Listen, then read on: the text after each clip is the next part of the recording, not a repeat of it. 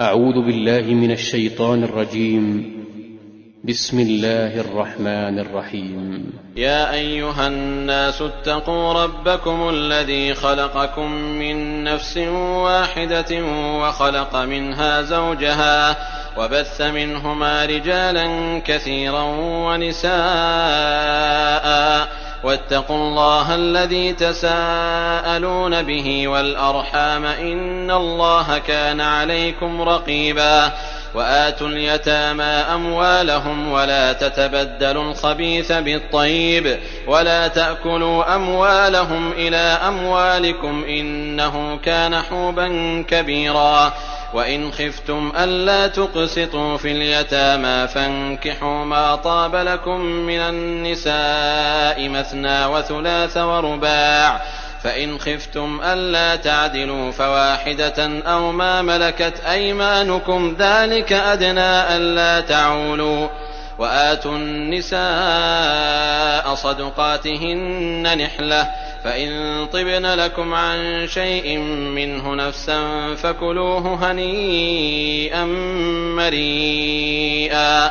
ولا تؤتوا السفهاء أموالكم التي جعل الله لكم قياما وارزقوهم فيها واكسوهم وقولوا لهم قولا معروفا وابتلوا اليتامى حتى إذا بلغوا النكاح فإن آنستم منهم رشدا فادفعوا إليهم أموالهم ولا تأكلوها إسرافا وبدارا أن يكبروا ومن كان غنيا فليستعفف ومن كان فقيرا فليأكل بالمعروف فإذا دفعتم إليهم أموالهم فأشهدوا عليهم وكفى بالله حسيبا. للرجال نصيب مما ترك الوالدان والأقربون وللنساء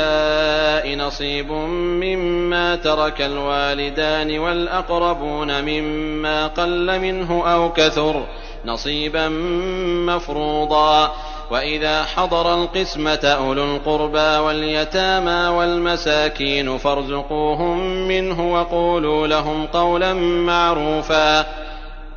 وليخشى الذين لو تركوا من خلفهم ذرية ضعافا خافوا عليهم فليتقوا الله وليقولوا قولا سديدا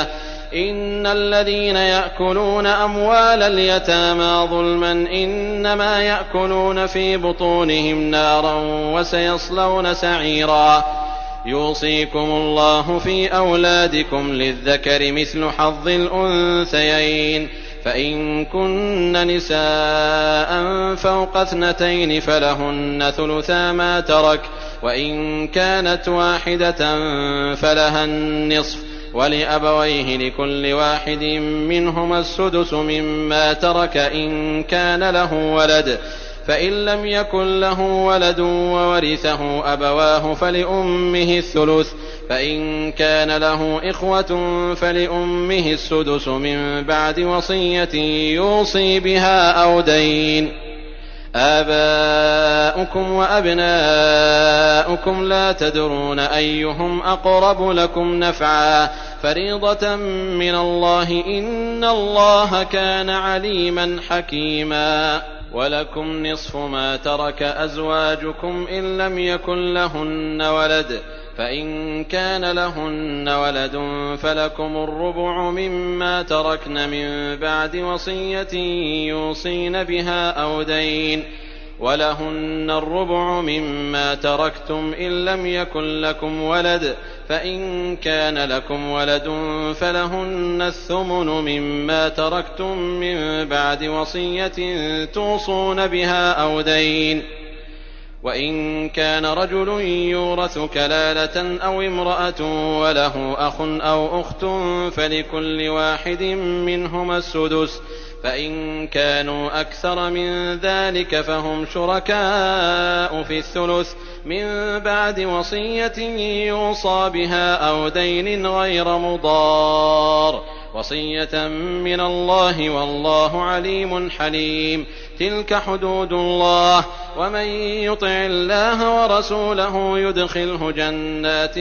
تجري من تحتها الأنهار خالدين فيها وذلك الفوز العظيم. ومن يعص الله ورسوله ويتعد حدوده يدخله نارا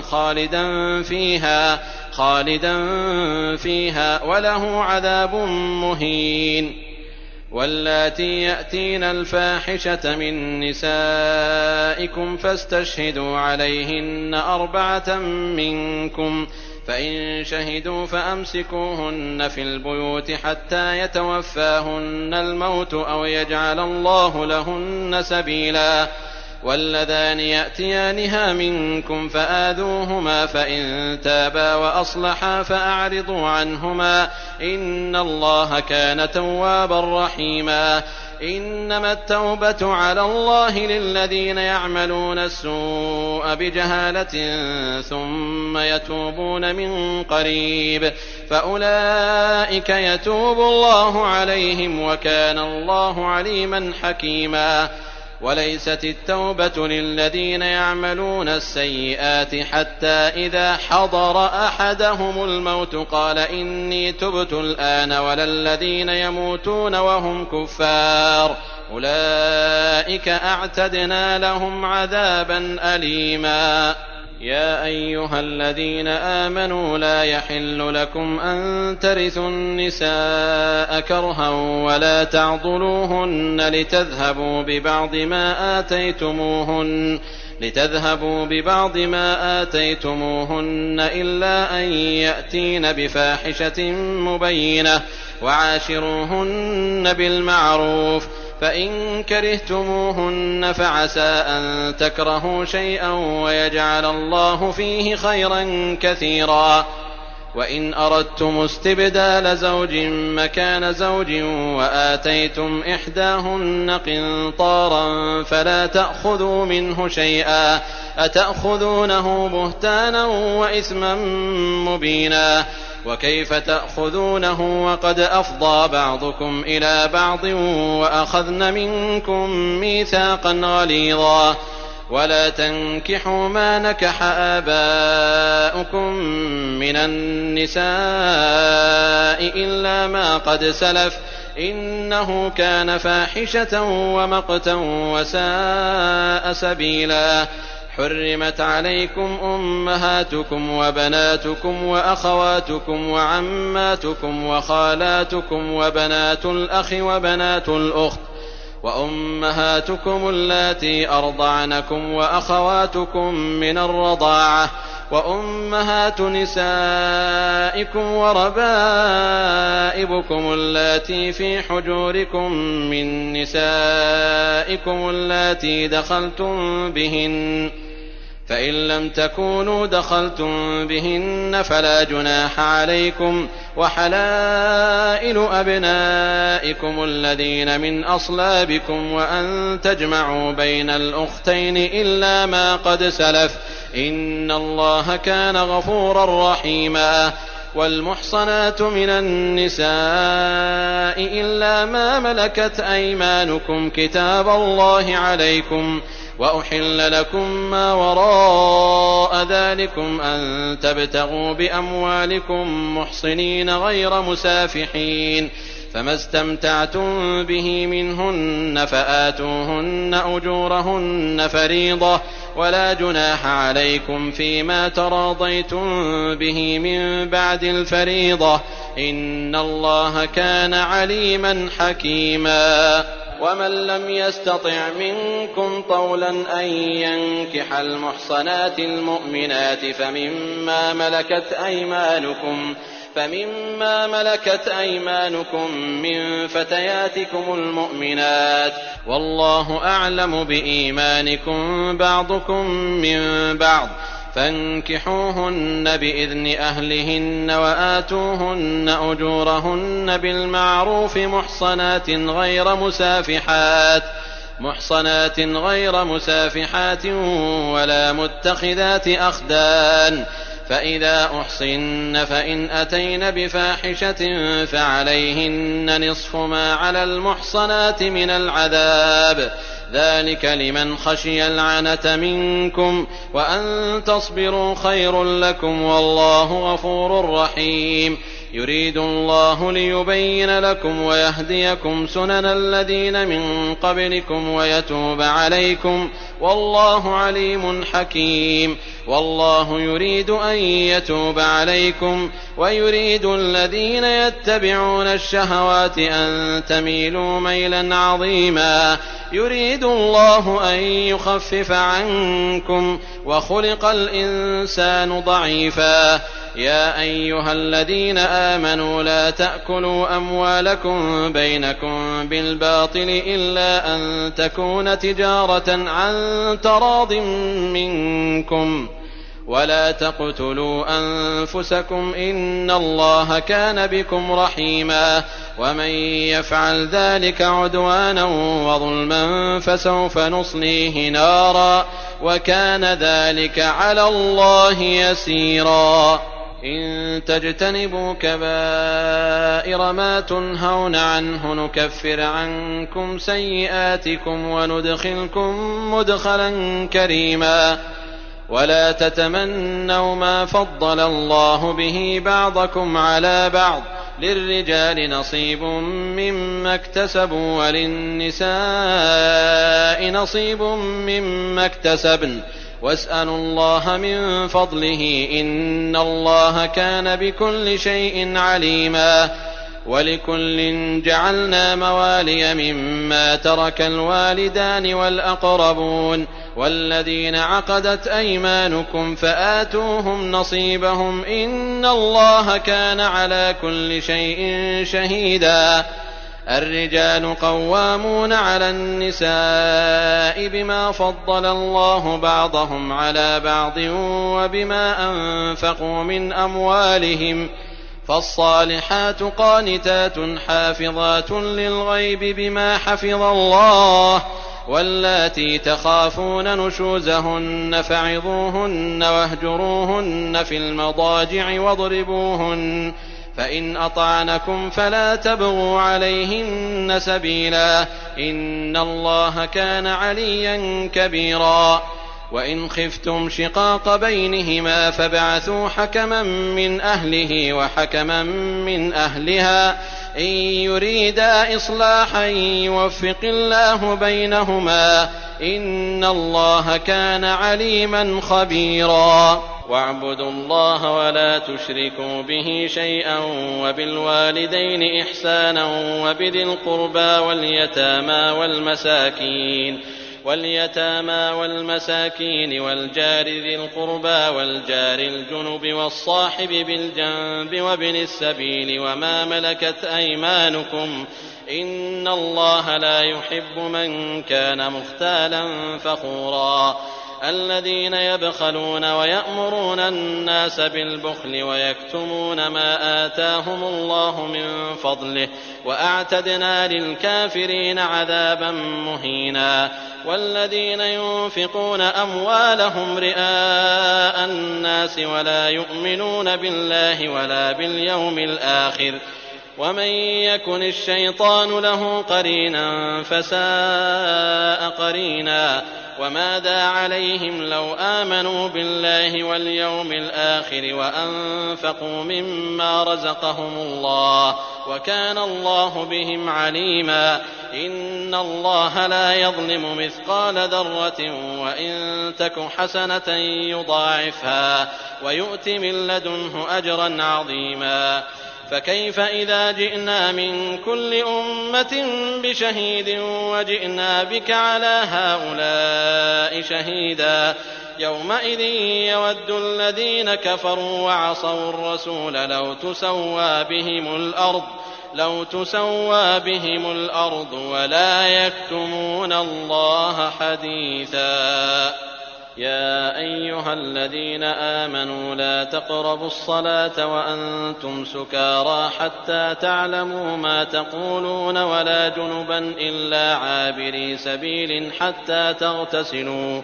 وإن كنتم مرضى أو على سفر أو جاء أحد منكم من الغائط أو لامستم النساء أو لامستم النساء فلم تجدوا ماء فتيمموا صعيدا طيبا فامسحوا بوجوهكم وأيديكم إن الله كان عفوا غفورا. ألم تر إلى الذين أوتوا نصيبا من الكتاب يشترون الضلالة ويريدون أن تضلوا السبيل والله أعلم بأعدائكم وكفى بالله وليا وكفى بالله نصيرا. من الذين هادوا يحرفون الكلم عن مواضعه ويقولون سمعنا وعصينا واسمع غير مسمع وراعنا ليا بألسنتهم وطعنا في الدين ولو أنهم قالوا سمعنا وأطعنا واسمع وانظرنا لكان خيرا لهم وأقوم ولكن لعنهم الله بكفرهم فلا يؤمنون إلا قليلا. يا أيها الذين أوتوا الكتاب آمنوا بما نزلنا مصدقا لما معكم من قبل أن نطمس وجوها فنردها على أدبارها أو نلعنهم كما لعنا أصحاب السبت وكان أمر الله مفعولا. إن الله لا يغفر أن يشرك به ويغفر ما دون ذلك لمن يشاء ومن يشرك بالله فقد افترى إثما عظيما. ألم تر إلى الذين يزكون أنفسهم بل الله يزكي من يشاء ولا يظلمون فتيلا. انظر كيف يفترون على الله الكذب وكفى به إثما مبينا. ألم تر إلى الذين أوتوا نصيبا من الكتاب يؤمنون بالجبت والطاغوت ويقولون للذين كفروا هؤلاء أهدى من الذين آمنوا سبيلا. أولئك الذين لعنهم الله ومن يلعن الله فلن تجد له نصيرا. أم لهم نصيب من الملك فإذا لا يؤتون الناس نقيرا. أم يحسدون الناس على ما آتاهم الله من فضله فقد آتينا آل إبراهيم الكتاب والحكمة وآتيناهم ملكا عظيما. فمنهم من آمن به ومنهم من صد عنه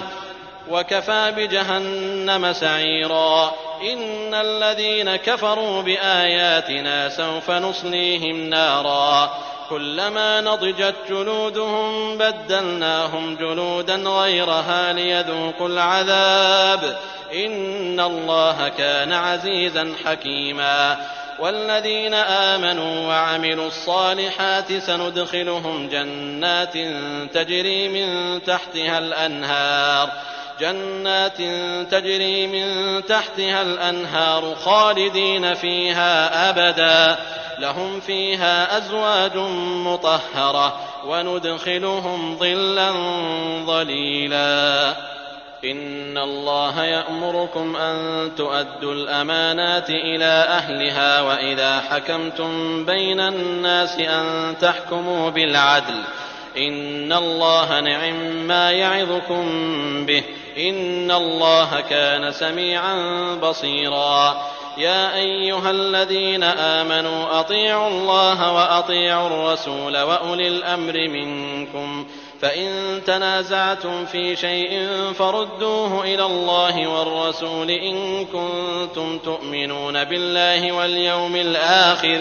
ذلك خير وأحسن تأويلا. ألم تر إلى الذين يزعمون أنهم آمنوا بما أنزل إليك وما أنزل من قبلك يريدون أن يتحاكموا إلى الطاغوت وقد أمروا أن يكفروا به ويريد الشيطان أن يضلهم ضلالا بعيدا. وإذا قيل لهم تعالوا إلى ما أنزل الله وإلى الرسول رأيت المنافقين يصدون عنك صدودا.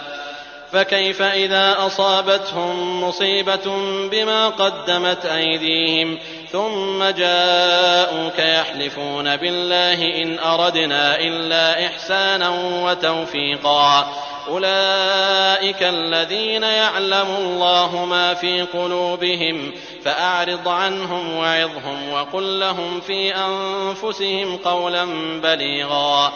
وما أرسلنا من رسول إلا ليطاع بإذن الله ولو أنهم إذ ظلموا أنفسهم جاءوك فاستغفروا الله واستغفر لهم الرسول لوجدوا الله توابا رحيما فلا وربك لا يؤمنون حتى يحكموك فيما شجر بينهم ثم لا يجدوا في أنفسهم حرجا مما قضيت ويسلموا تسليما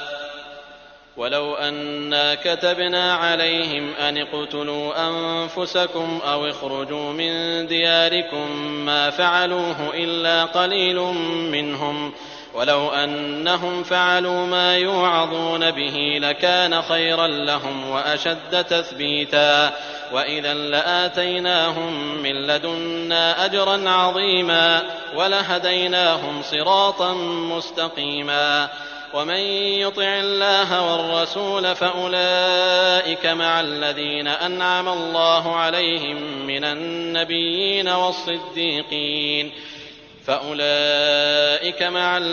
أنعم الله عليهم من النبيين والصديقين والشهداء والصالحين وحسن أولئك رفيقا ذلك الفضل من الله وكفى بالله عليما يا أيها الذين آمنوا خذوا حذركم فانفروا ثبات أو انفروا جميعا وإن منكم لمن ليبطئن فإن أصابتكم مصيبة قال قد أنعم الله علي إذ لم أكن معهم شهيدا ولئن أصابكم فضل من الله ليقولن كأن لم تكن بينكم وبينه مودة يا ليتني كنت معهم فأفوز فوزا عظيما فليقاتل في سبيل الله الذين يشرون الحياة الدنيا بالآخرة ومن يقاتل في سبيل الله فيقتل أو يغلب فسوف نؤتيه أجرا عظيما وما لكم لا تقاتلون في سبيل الله والمستضعفين من الرجال والنساء والولدان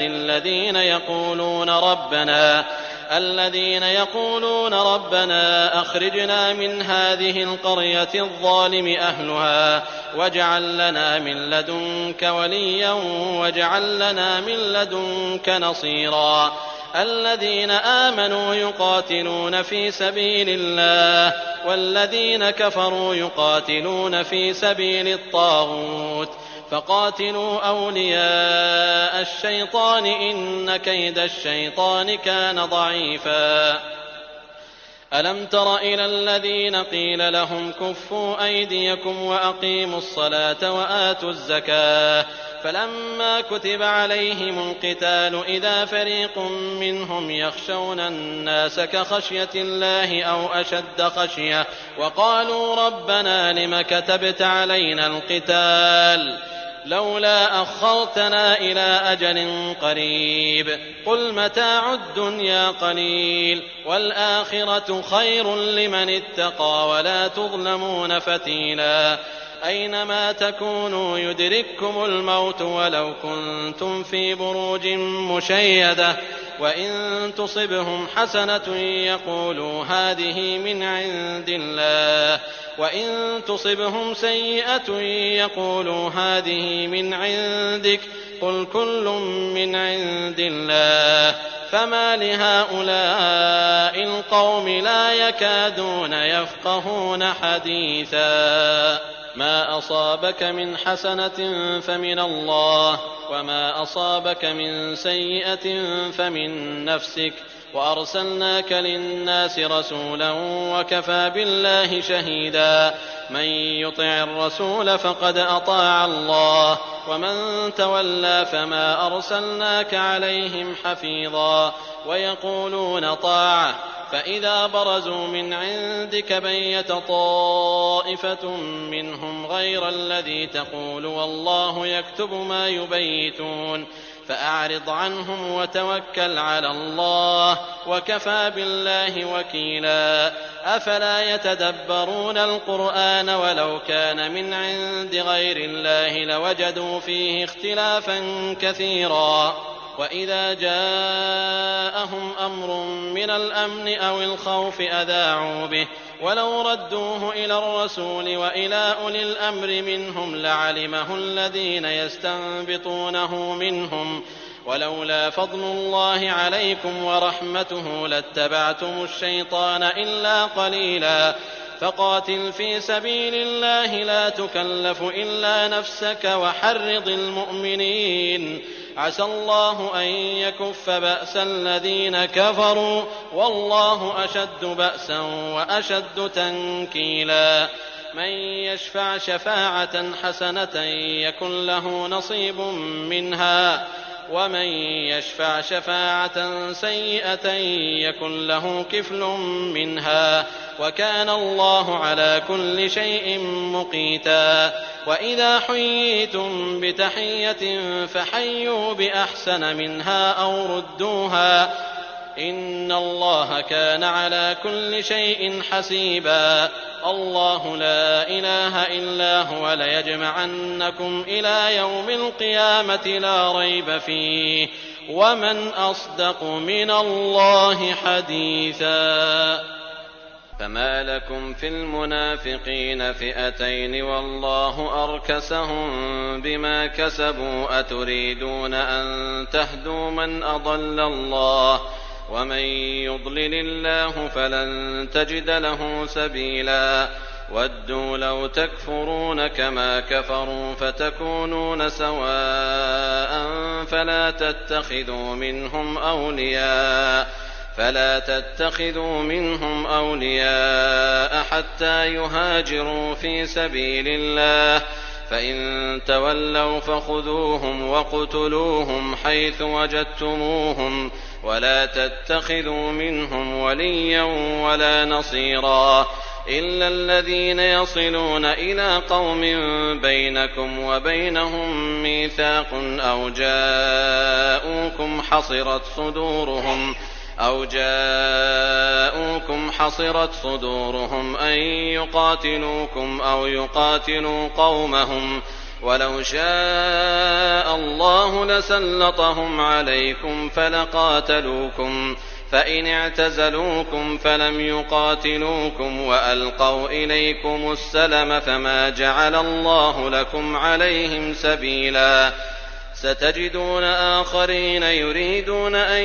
يأمنوكم ويأمنوا قومهم كلما ردوا إلى الفتنة أركسوا فيها فإن لم يعتزلوكم ويلقوا إليكم السلم ويكفوا أيديهم فخذوهم وقتلوهم حيث ثقفتموهم وأولئكم جعلنا لكم عليهم سلطانا مبينا.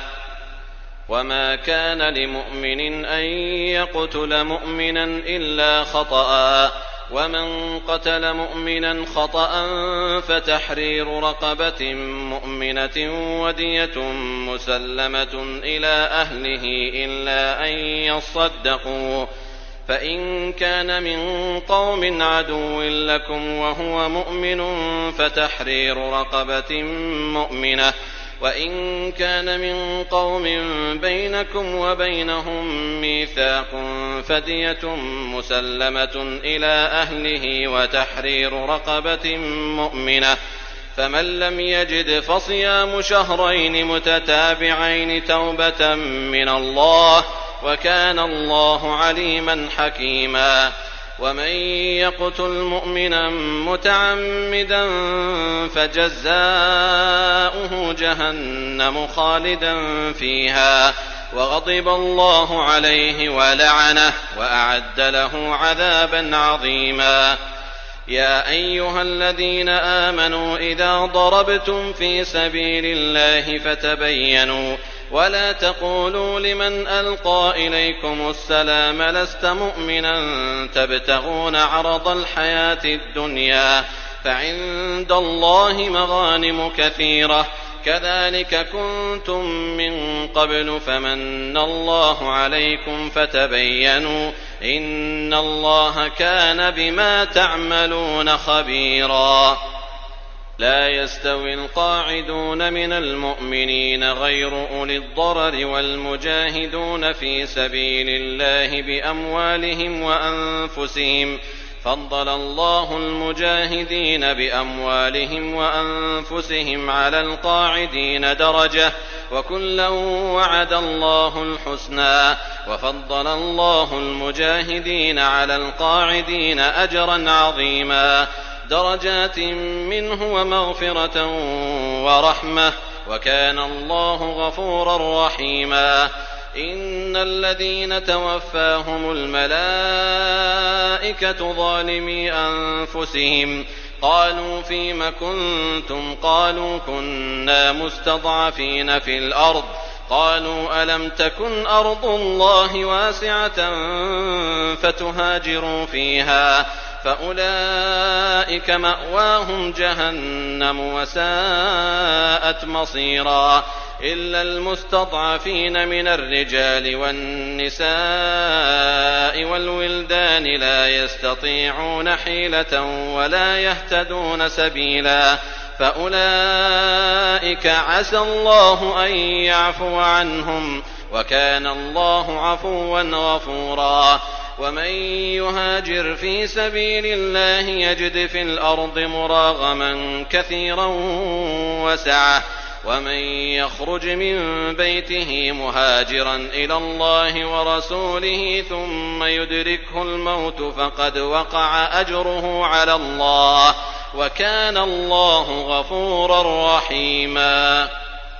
وإذا ضربتم في الأرض فليس عليكم جناح أن تقصروا من الصلاة إن خفتم أن يفتنكم الذين كفروا إن الكافرين كانوا لكم عدوا مبينا. وإذا كنت فيهم فأقمت لهم الصلاة فلتقم طائفة منهم معك وليأخذوا أسلحتهم فإذا سجدوا فليكونوا من ورائكم ولتأت طائفة أخرى لم يصلوا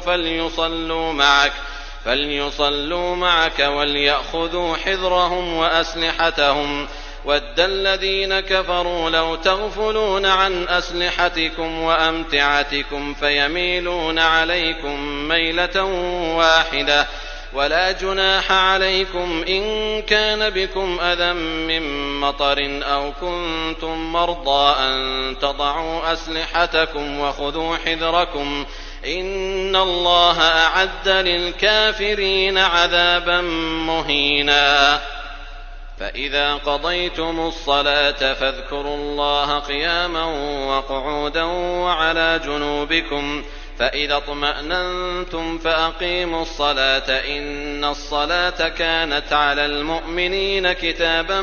موقوتا. ولا تهنوا في ابتغاء القوم إن تكونوا تألمون فإنهم يألمون كما تألمون وترجون من الله ما لا يرجون وكان الله عليما حكيما. إنا أنزلنا إليك الكتاب بالحق لتحكم بين الناس بما أراك الله ولا تكن للخائنين خصيما واستغفر الله إن الله كان غفورا رحيما. ولا تجادل عن الذين يختانون أنفسهم إن الله لا يحب من كان خوانا أثيما. يستخفون من الناس ولا يستخفون من الله وهو معهم إذ يبيتون ما لا يرضى من القول وكان الله بما يعملون محيطا. ها أنتم هؤلاء جادلتم عنهم في الحياة الدنيا فمن يجادل الله عنهم يوم القيامة أم من يكون عليهم وكيلا. ومن يعمل سوءا أو يظلم نفسه ثم يستغفر الله يجد الله غفورا رحيما ومن يكسب إثما فإنما يكسبه على نفسه وكان الله عليما حكيما ومن يكسب خطيئة أو إثما ثم يرم به بريئا فقد احتمل بهتانا وإثما مبينا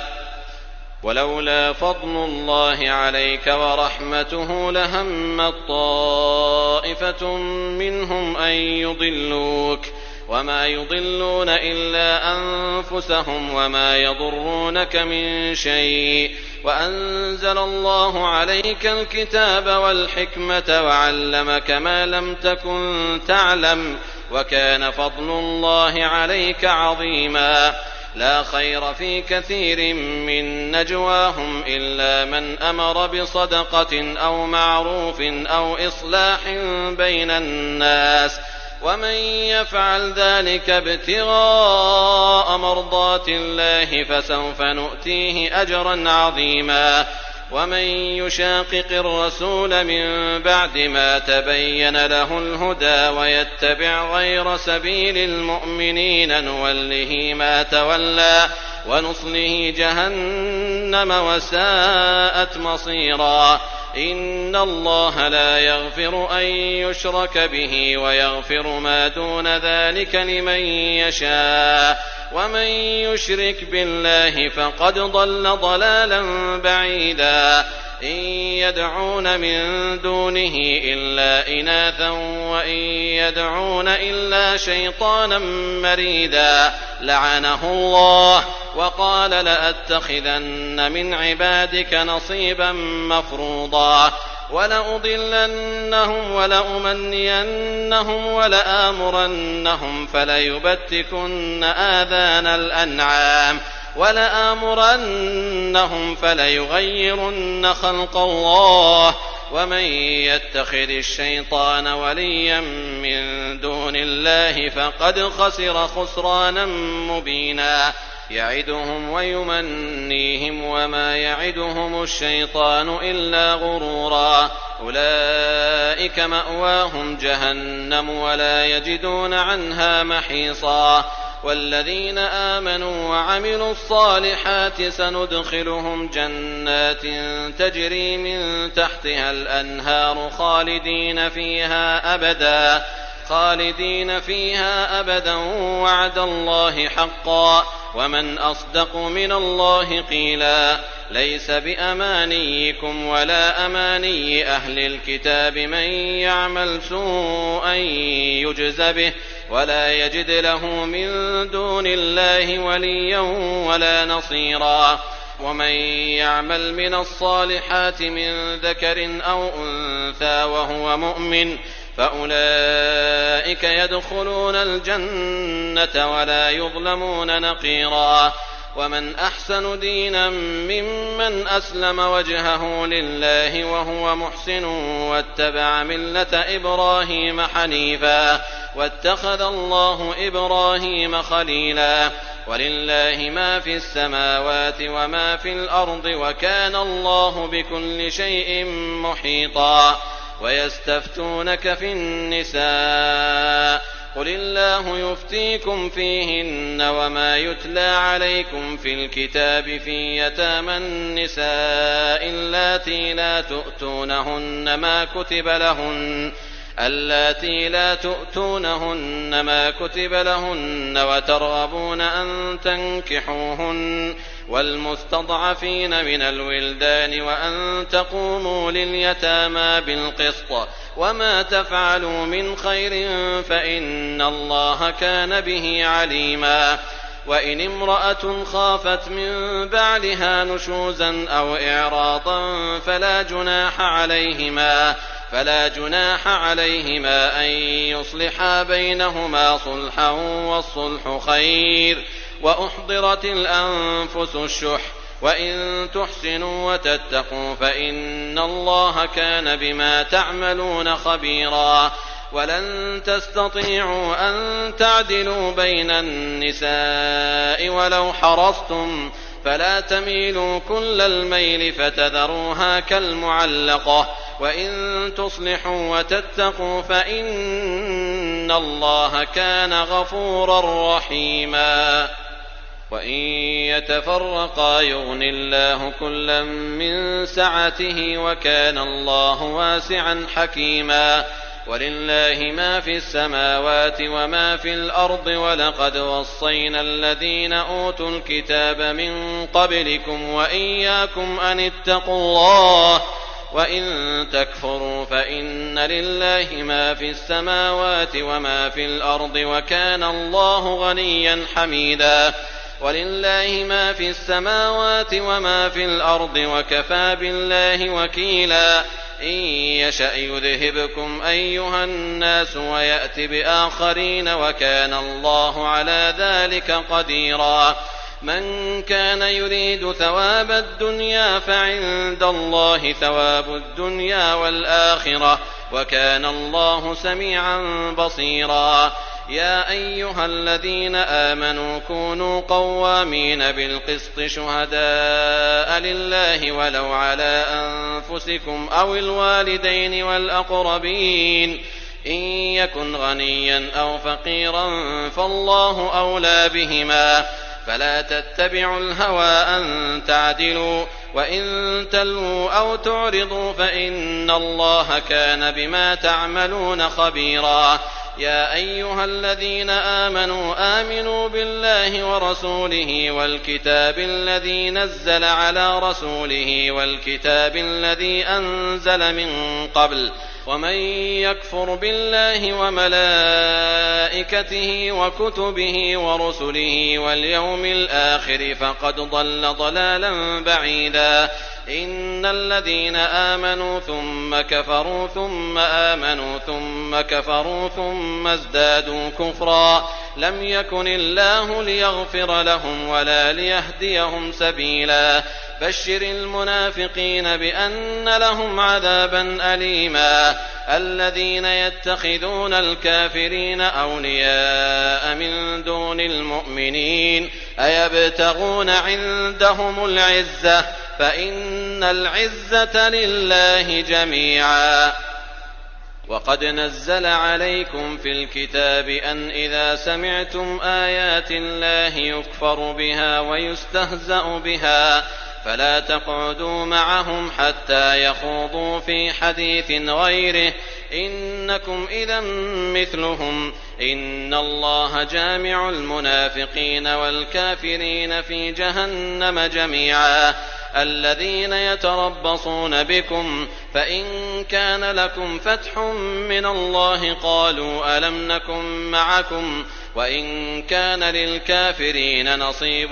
قالوا ألم نستحوذ عليكم ونمنعكم من المؤمنين فالله يحكم بينكم يوم القيامة ولن يجعل الله للكافرين على المؤمنين سبيلا إن المنافقين يخادعون الله وهو خادعهم وإذا قاموا إلى الصلاة قاموا كسالى يراءون الناس ولا يذكرون الله إلا قليلا مذبذبين بين ذلك لا إله هؤلاء ولا إله هؤلاء ومن يضلل الله فلن تجد له سبيلا يا أيها الذين آمنوا لا تتخذوا الكافرين أولياء من دون المؤمنين أتريدون أن تجعلوا لله عليكم سلطانا مبينا إن المنافقين في الدرك الأسفل من النار ولن تجد لهم نصيرا إلا الذين تابوا وأصلحوا واعتصموا بالله وأخلصوا دينهم لله فأولئك مع المؤمنين وسوف يؤتي الله المؤمنين أجرا عظيما ما يفعل الله بعذابكم إن شكرتم وآمنتم وكان الله شاكرا عليما لا يحب الله الجهر بالسوء السوء من القول إلا من ظلم، وكان الله سميعا عليما. إن تبدوا خيرا أو تخفوه أو تعفوا عن سوء فإن الله كان عفوا قديرا. إن الذين يكفرون بالله ورسله ويريدون أن يفرقوا بين الله ورسله ويقولون نؤمن ببعض ونكفر ببعض ويريدون أن يتخذوا بين ذلك سبيلا، أولئك هم الكافرون حقا، وأعتدنا للكافرين عذابا مهينا. والذين آمنوا بالله ورسله ولم يفرقوا بين أحد منهم أولئك سوف يؤتيهم أجورهم، وكان الله غفورا رحيما. يسألك أهل الكتاب أن تنزل عليهم كتابا من السماء، فقد سألوا موسى أكبر من ذلك فقالوا أرنا الله جهرة فأخذتهم الصاعقة بظلمهم، ثم اتخذوا العجل من بعد ما جاءتهم البينات فعفونا عن ذلك وآتينا موسى سلطانا مبينا. ورفعنا فوقهم الطور بميثاقهم وقلنا لهم ادخلوا الباب سجدا وقلنا لهم لا تعدوا في السبت وأخذنا منهم ميثاقا غليظا. فبما نقضهم ميثاقهم وكفرهم بآيات الله وقتلهم الأنبياء بغير حق وقولهم قلوبنا غلف بل طبع الله عليها بكفرهم فلا يؤمنون إلا قليلا. وبكفرهم وقولهم على مريم بهتانا عظيما وقولهم إنا قتلنا المسيح عيسى ابن مريم رسول الله وما قتلوه وما صلبوه ولكن شبه لهم وإن الذين اختلفوا فيه لفي شك منه ما لهم به من علم إلا اتباع الظن وما قتلوه يقينا بل رفعه الله إليه وكان الله عزيزا حكيما. وإن من أهل الكتاب إلا ليؤمنن به قبل موته ويوم القيامة يكون عليهم شهيدا. فبظلم من الذين هادوا حرمنا عليهم طيبات أحلت لهم وبصدهم عن سبيل الله كثيرا وأخذهم الربا وقد نهوا عنه وأكلهم أموال الناس بالباطل وأعتدنا للكافرين منهم عذابا أليما. لكن الراسخون في العلم منهم والمؤمنون يؤمنون بما أنزل إليك وما أنزل من قبلك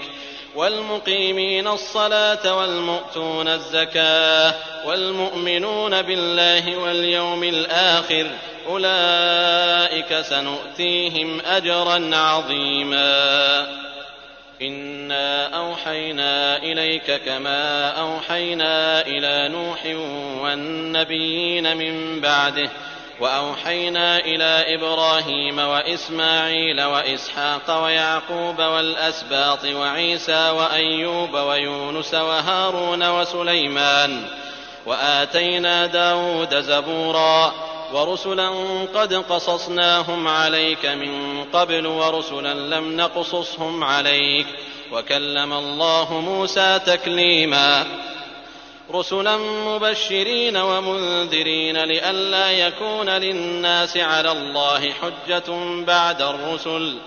وكان الله عزيزا حكيما. لكن الله يشهد بما أنزل إليك أنزله بعلمه والملائكة يشهدون وكفى بالله شهيدا. إن الذين كفروا وصدوا عن سبيل الله قد ضلوا ضلالا بعيدا. إن الذين كفروا وظلموا لم يكن الله ليغفر لهم ولا ليهديهم طريقا. إلا طريق جهنم خالدين فيها أبدا وكان ذلك على الله يسيرا. يا أيها الناس قد جاءكم الرسول بالحق من ربكم فآمنوا خيرا لكم وإن تكفروا فإن لله ما في السماوات والأرض وكان الله عليما حكيما. يا أهل الكتاب لا تغلوا في دينكم ولا تقولوا على الله إلا الحق إنما المسيح عيسى ابن مريم رسول الله وكلمته ألقاها إلى مريم وروح منه فآمنوا بالله ورسله ولا تقولوا ثلاثة انتهوا خيرا لكم إنما الله إله واحد سبحانه أن يكون له ولد له ما في السماوات وما في الأرض وكفى بالله وكيلا. أن يستنكف المسيح أن يكون عبدا لله ولا الملائكة المقربون ومن يستنكف عن عبادته ويستكبر فسيحشرهم إليه جميعا. فأما الذين آمنوا وعملوا الصالحات فيوفيهم أجورهم ويزيدهم من فضله وأما الذين استنكفوا واستكبروا فيعذبهم عذابا أليما ولا يجدون لهم من دون الله وليا ولا نصيرا. يا أيها الناس قد جاءكم برهان من ربكم وأنزلنا إليكم نورا مبينا.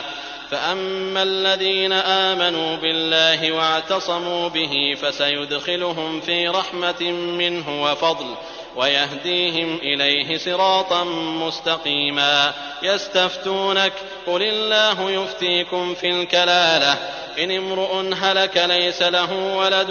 وله أخت فلها نصف ما ترك وهو يرثها إن لم يكن لها ولد